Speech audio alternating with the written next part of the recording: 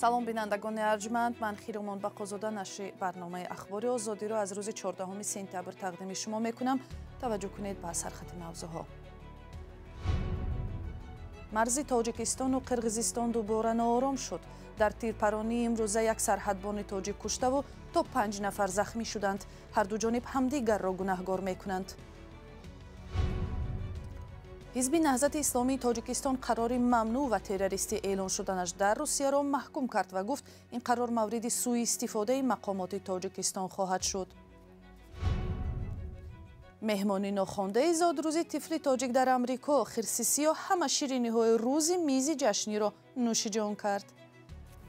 То хурдам як калаи судагӣ, калаи хирс, айтар шахес гурехт. дар як даргирии нав дар марзи байни Тоҷикистону Қирғизистон рӯзи 14 сентябр як марзбони тоҷик кушта ва аз ду тараф 5 нафар маҷрӯҳ шуданд.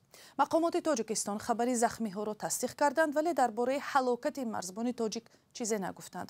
хабаргузории Reuters ба нақл аз РИА Новости аз кушта шудани марзбони тоҷик хабар дод ва гуфт ки ин маълумот аз нирӯҳои марзбонии Тоҷикистон гирифта шудааст.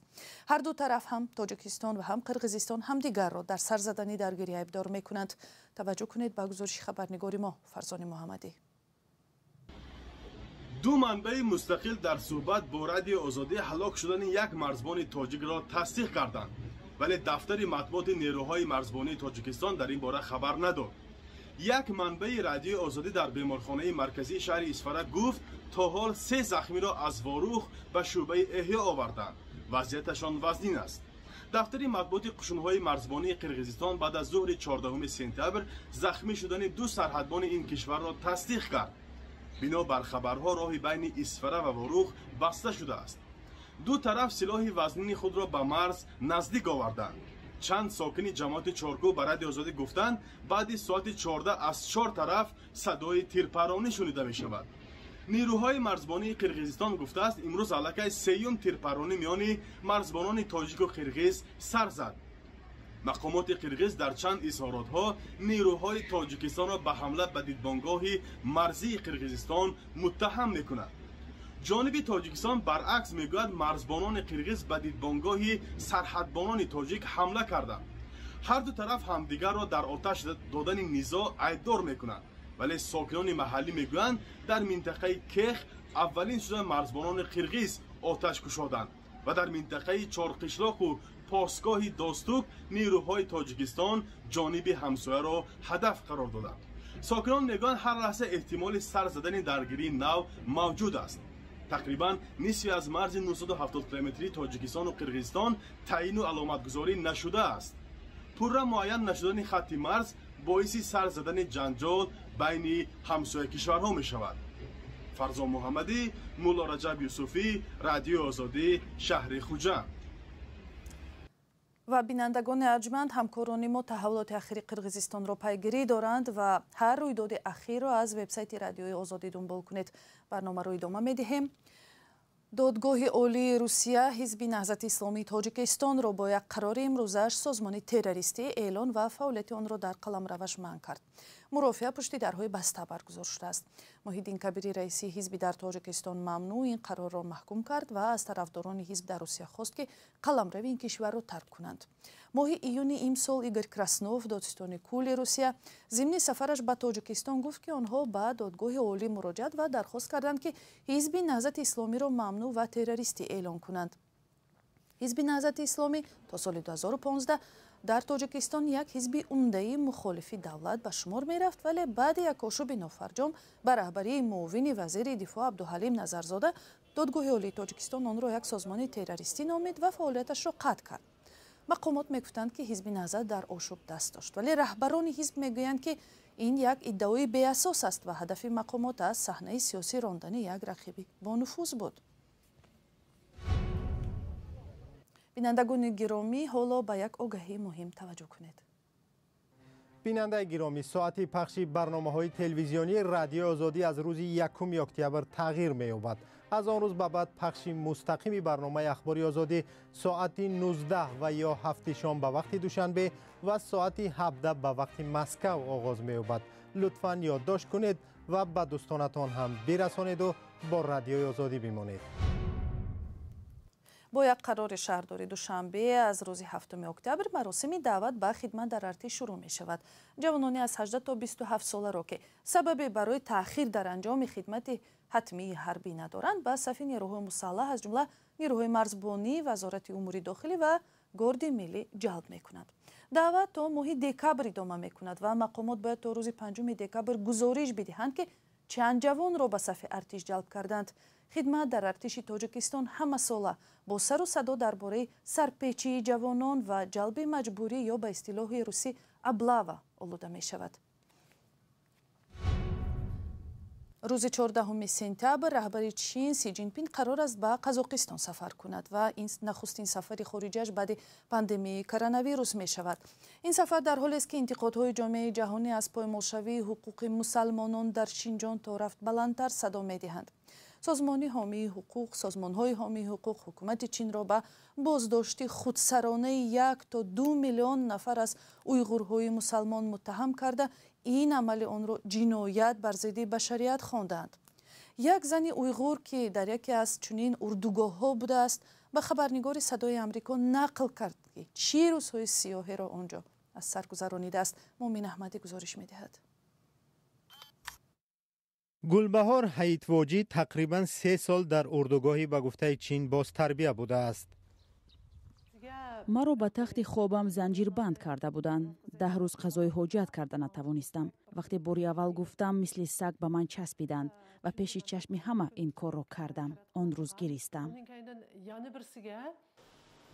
گلبهار حیتواجی خاطره های تلخش را نوشته است که به چند زبان ترجمه شدند. زاده شینجان است و در آنجا اختصاص مهندس را داشت. سال 2006 با دخترش به فرانسه آمد. آخری ماه نوامبر سال 2016 از جای کارم در شینجان زنگ تلفنی شد. گفتند که برای اجرای مقررات روند بازنشستگی برگردم. هیچ شبهه نکردم چون در فرانسه یگان کار نادرست بر ضد چین نکرده بودم. میگوید زنگ تلفنی یک دام بود و مقامات چین خانواده‌اش را به تروریسم متهم کردند. هر وقتی برای بازپرسی می رفتیم به سرم خلطه سیاه می کشیدند. در پایهایم همیشه زولانه می زدند. بعد 4 ماه بازداشت به حیتواجی گفتند که به مکتب انتقال می یابد. هر روز جمعه امتحان بود. به ما می گفتند باید همش را سپاریم وگرنه ابدا همانجا می مانیم. چین از طریق خبرگزاری دولتی سینخوا مکتب‌ها را مرکزهای تعلیمی و تربیتی می نامد و همه آنها اکتبر سال 2019 ختم کردند. چین قطعا دروغ میگوید چون که آنها اردوگاه‌های نو باز می‌کنند. پژوهشگران و سازمان‌های حامی حقوق چین را به بازداشتی از 1 تا 2 میلیون اویغور و دیگر اقلیت‌های مسلمان در شینجان متهم می‌کنند. سال 2020 پژوهشگاه مطالعات استراتژی استرالیا گفت که 380 اردوگاه را در شینجان معلوم کرده است. ماه اوگوست چین گفت این همه دروغ است. آنها از حقوق انسان به عنوان بهانه برای خللدار کردن رشد و ثبات شینجان و انکشاف و احیای چین استفاده می کنند. گلبهار حیتواجی میگوید که با مدد خانواده و حکومت فرانسه آزاد شد و اوگوست سال 2019 به پاریژ برگشت. مردم چین در باره اردوگاه‌ها صدا بلند کرده نمی‌توانند. اگر کنند به اردوگاه برمیگردند. مقامات شینجان ادعا درباره شکنجه حیتواجی را رد می‌کنند. او بعد نشر خاطره ها دیگر با اهل عائله‌اش در شینجان صحبت نکرده است. در ناحیه دنقره ساکنان دهه‌ای که دوام سالیان زیاد از آب و برق محروم بودند نفسی راست کشیدند. 5 سال پیش رادیوی آزادی از دهه اتحاد گزارش داده بود که ساکنانش در یک حال زار قرار داشتند. نه آب روانی نوشابه داشتند و نه برق به منت. بعد این گزارش به قول ساکنان مقامات از پی اصلاح وضع شده مشکلات را حل کردند. همکارم محمود جان رحمتزاده گزارش می‌دهد. در دهه اتحاد سابق جترگن ناحیه دنقره اولین روزهاست که ساکنان برق و آبی آشامیدنی دارند. هنوز 1 هفته پیش آنها برق نداشتند و آب را برای نوشیدن از ناحیه 5 می آوردند. رادیوی آزادی 5 سال پیش از مشکلات این دهه یعنی نداشتن راه، برق و آب گزارش داده بود. ساکنان دهه اتحاد گفتند بعد گزارش آزادی مقامات دست به کار شدند. حل این مشکلات 5 سال وقت گرفت و اکنون رئیس ناحیه نتیجه کار را میسنجد. اینا چگانان بودن، دست خطی میکشیدن، آب برآورد، اینا هم مالها هم خلق استفاده برداشتن. قوای برق به دهه اتحاد با خرج 2.3 میلیون سومانی از 17 کیلومتر دوری با نصب 247 ستون بتونی آورده شده است. آبی و شامیدنی برای مردم ده با مبلغ 250,000 سومانی از چقری 60 متر برآورده شد. مقامات دنغره میگویند که حالا آنها تلاش دارند راه دهه را نیز آباد کنند. دهه اتحاد در بین دو کو جایگیر بوده 72 سال پیش بنیاد یافته است. اکثر مردم آن در زمان شوروی به نگاه بین گوسفندان سوخاز و زراعتکاری مشغول بودند. بعد از فروپاشی شوروی فرمه‌های گوسفندان از بین رفته مردم به پرورش چارپای خود مشغولند. در اینجا 120 خانواده به سر میبرد. دهه از مرکز ناحیه دنغره زادگاه رئیس جمهوری تاجیکستان 100 کیلومتر مسافت دارد. در امریکا یک خرس وحشی مهمان ناخوانده جشن زادروز کوروش 2 ساله پسر یک عائله تاجیکستانی ساکن ایالت کنکتیکوت شد و شیرینی و کلچه‌قندهای روی میز جشنی را نوش جان کرد. حادثه روز 4 سپتامبر روی داد. رئوف مجیدیان یک زاده شهر ترسونزاده تاجیکستان و ساکن امریکا یک متخصص ساحه خانه فروشی در بانک محلی است. او همراه با عائله و 2 فرزندش و تخمینا 30 مهمان دیگر 2 سالگی پسرشان را جشن می گرفت.